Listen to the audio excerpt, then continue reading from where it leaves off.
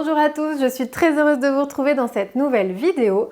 Aujourd'hui, on va parler recettes sucrées. Je voulais vous proposer des smoothies enrichis en protéines pour que vous puissiez les consommer au petit déjeuner ou en collation, que vous soyez sportif ou non, ça peut tout à fait convenir.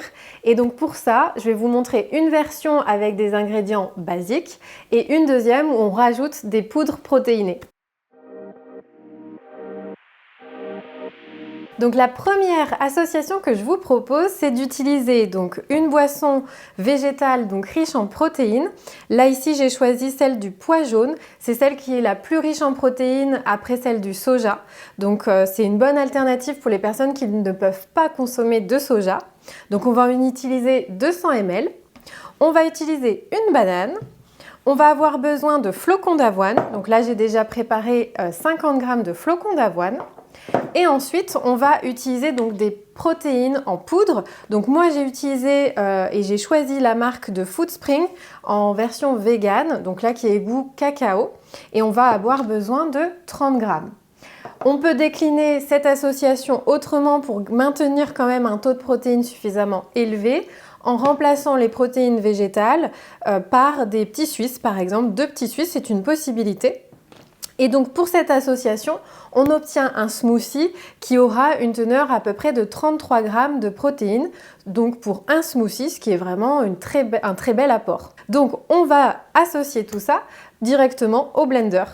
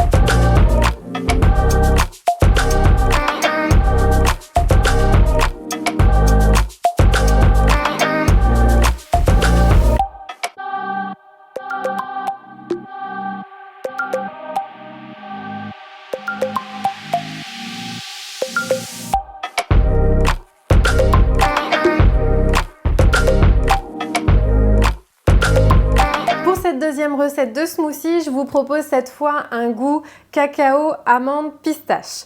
Pour ça, vous allez avoir besoin donc en boisson végétale à base d'amandes sans sucre ajouté. Il nous en faut 200 ml comme tout à l'heure. Il va nous falloir du cacao, donc là une cuillère à soupe de cacao. On va utiliser également une cuillère à soupe de graines de chia, 30 g de pistaches qui sont donc non salées.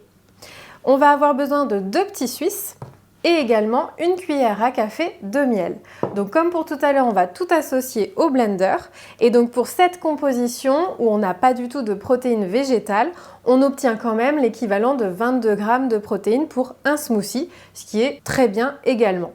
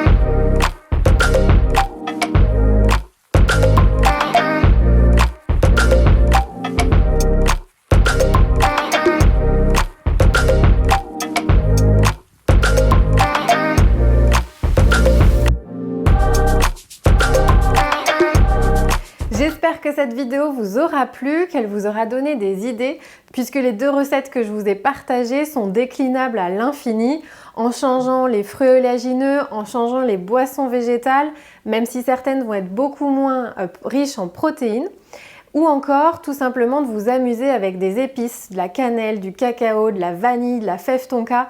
Bref, il n'y a de limite que votre imagination ou vos goûts. N'hésitez pas à me dire en commentaire laquelle des deux recettes vous avez préférée ou encore laquelle des deux vous allez réaliser ou bien quelle association vous avez testée. N'hésitez pas à nous partager tout ça en commentaire et en attendant la prochaine vidéo, prenez soin de vous, de votre santé, de votre bien-être. À bientôt!